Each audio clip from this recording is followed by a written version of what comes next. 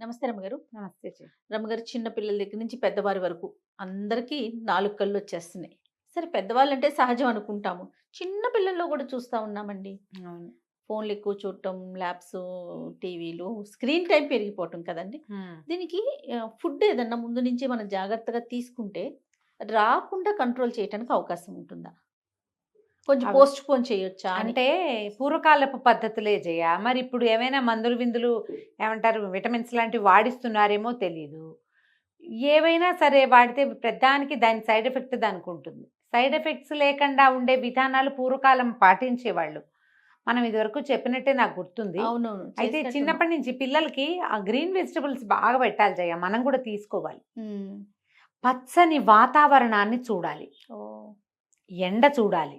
హ! కంటికి మంచిది. ఇప్పుడసలు గగనంగా ఉంది ఎండ చూడటం. ఎండ చూడ్డము, కొంచెం పచ్చటి వాతావరణంలో పిల్లలు పరిగెత్తడము, ఆడుకోవటము, అవి చాలా అవసరం. పళ్ళు బాగా తినటము, చక్కగా ఫుడ్స్ ఈ పిల్లల్లో చూస్తామా ఏమిటో ఒక నాలుగో, ఐదో కూరలు లెక్క పెడతారు. ఆ 4, 5 తింటారు. అవే బంగాళదుంపలు, అవే ఆలుగడ్డలు.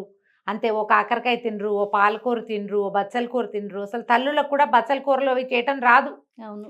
2, 3 రకాలుంటాయి ప్రతి ఇంట్లోనూ. స్పినాచ్ అదొకటి బాగా వచ్చు ఇంగ్లీష్ పేరు అందరికీ. అంతే. ఈ స్పినాచ్ వండుకుంటారు తప్ప చుక్క కూర, పొన్నగంటి కూర, బచ్చలి కూర, చిర్రి కూర, తర్వాతేమో దాన్నేమంటారు గంగబావిలి కూర, మెంతి కూర, మునగాకు, చింత చిగురు ఇవి వండరు, వాడరు, తెలీదు. అవును. ఆ బజార్‌లో ఏవో 1, 2 వెరైటీస్ కనపడతాయి అంతే.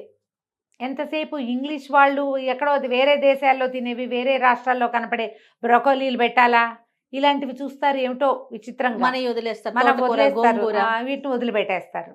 ఆకుకూరలు మీరు తినండి, పిల్లలకి పెట్టండి. ఆకుకూరలతో ప్రధానమైన ఉపయోగం ఒకటి పొట్ట బాగుపడుతుంది.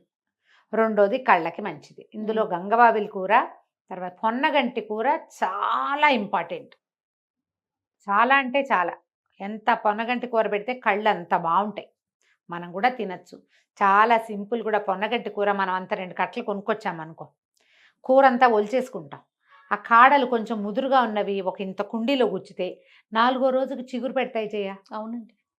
ఫోర్త్ డే శుభ్రంగా వచ్చేస్తాయి. ఇప్పుడంతా మొరింగా, మొరింగా అని పౌడర్ మొరింగా వెనకాల పడ్డారు. అమెజాన్‌లో ఏది ఎమ్మని కొట్టామంటే అది మొరింగా ఇచ్చేస్తూ ఉంటుంది. అందరూ మొరింగా మీదే పడ్డారు. మొరింగా ఒరిజినల్‌ది గ్రీన్‌గా ఉండేది తీసుకోండి. ఆ! డైరెక్ట్‌గా. డైరెక్ట్‌గా తీసుకోండి. డైరెక్ట్‌గా ఎంత తీసుకుంటే మొరింగా అంత మంచిది. ఎముకలకి మంచిది, కళ్ళకి మంచిది. మీరు ఏ ఆకుకూరైనా స్కిన్‌కి, పొట్టకి, కంటికి అది చేసే మేలు ఇంత అంతా కాదు. హ్మ్.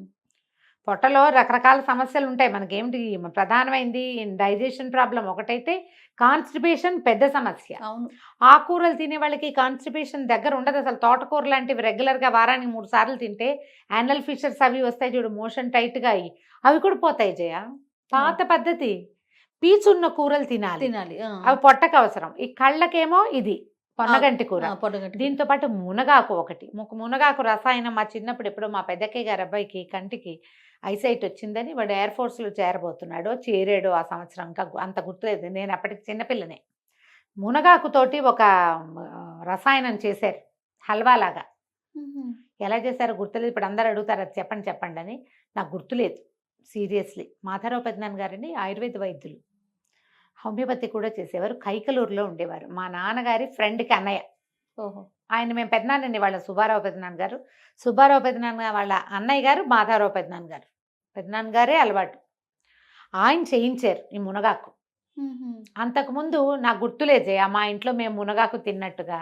ఎప్పుడైనా పప్పులో వేసేవాళ్ళేమో పెద్ద మునగ చెట్టు ఉండేది మా దొడ్లో. నాకు గుర్తే లేదు నిజంగా. కానీ ఆ తర్వాత మేము మునగాకు వండుకోవటం మొదలుపెట్టాం. నేను ఇప్పటికీ కనపడితే మునగాకు వండేస్తాను జయ నేను. ఎట్లా రమ్మగారు, పెసరపప్పేసి వండుతారా? పెసరపప్పు వేసుకుంటాం. అసలు 5 పొడి నిమిషాలమ్మా కూరలాగా పొడి వండుతారా? కూరలాగా వండుకుంటాం. లేతాకు వండాలా? ముదురుదైనా ఏం కాదు. పొయ్యిలో పొయ్యి మీద మూకుట్లో చేదనిపించదా పడేస్తే రమ్మ? ఆ చిన్న చిరుచేదు ఎంతో చిరు కాదు. చేదా?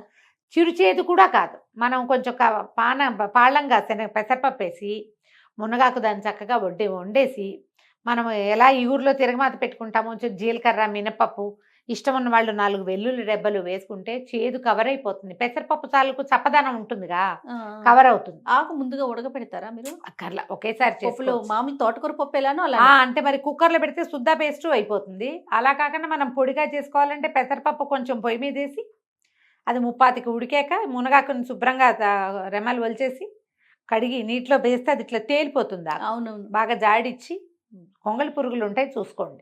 మెయిన్ అది అదొకటే కొంగళ సమస్య. పురుగు ఉంటుంది. చక్క పుల్లలు లేకుండా తీసేయటం, ఈ ఆకుకూరనైతే ఆ పప్పులో పెట్టేయటం, కొంచెం ఉప్పు పసుపు చల్లి మూత పెడితే డోమ్ దగ్గరగా పెట్టామంటే ఉడికిపోతుంది. పైకి కిందకి కలిపేసుకుని బాగా అది బాగా ఉడికాక అప్పుడు మీరు తిరగమాత పెట్టుకోవటం మీద దాని మీద మీరు పొన్నగంటి కూర ఇలా చేసుకోవచ్చు, మునగాకు చేసుకోవచ్చు. ఈ 2 చాలా ఇంపార్టెంట్ కంటికి. ఓకే. విస్తారంగా క్యారెట్లు తింటాం బాగా. క్యారెట్స్ తరచుగా వండుకోవటం, పిల్లలకి బాక్సుల్లో క్యారెట్ పరోటాలు చేసి పెట్టండి. క్యారెట్ కూర ఎంతమ్మా, 5 ఎంతసేపు? 5 నిమిషాలు, నిమిషాలు అయిపోతుంది. 5 నిమిషాల్లో అయిపోతుంది. తరచుగా క్యారెట్లు పెట్టండి. అవి కూడా చాలా అంటే చాలా మంచిది. జనరల్ హోమ్ రెమెడీస్ కళ్ళకి అంటే ఈ 2 చేయాలి. ఈ ఆకులు 2. ఈ ఆకులు 2 బాగా పనిచేస్తాయి. ఏ విటమిన్ అవి ఎక్కువగా ఉన్నవి పప్పాయ కూడా తినాలి. ఎక్కువ తినమంటారు పప్పయ్య కదా? కూడా తినమండి. అదే చెప్పొద్దున్నా, ఫ్రూట్స్లో పప్పయ్య అది కంటికి చాలా మంచిది. మనం ఏడాది లోపల పిల్లలకే పెట్టేసేయచ్చు కదా. పప్పయ్య సులువుగా ఇందులో చూడు మళ్ళీ ఈ పప్పయ్య కూడా పొట్టకి మంచిది. ఆ, ఆ పప్పయ్య కూడా పొట్టకి మంచిది. మీరు అంటే మరి పెద్ద పెద్ద కాయలు తెచ్చుకున్నప్పుడు తప్పక ఫ్రిడ్జ్లో పెడతాం, కానీ ఫ్రిడ్జ్లో పెడితే దాని క్వాలిటీ అంతా పోతుంది. ఎందుకు చప్పగా అయిపోతుంది రమ్మగారు? రుచి పోతుంది, దాంట్లో ఉండాల్సిన క్వాలిటీస్ పోతాయి. పప్పయ్య అని చిన్న చిన్నవి కొనుక్కోండి. ఇంత దిబ్బ ఈ చెంబులు కొనకుండా అవే చిన్న size. కనిపిస్తున్నాయి రమ్మగారు. అవునమ్మా, అవును. ఆకుపచ్చగా ఉన్నవే కొనుక్కుని పేపర్ చుట్టు పండబెట్టుకోండి. పెడితే పండుతుంది. ఎవరికైనా పప్పయ్య చెట్లున్న అదృష్టవంతులు ఉంటే చాలామందే ఉండుంటారు. చెట్టు మీద నుంచి కోసిన వెంటనే తినండి. కళ్ళకి పొట్టకి ఎంత మంచిదో. నిలవ పెట్టద్దు. పచ్చి పప్పయ్య కూర ఉమ్.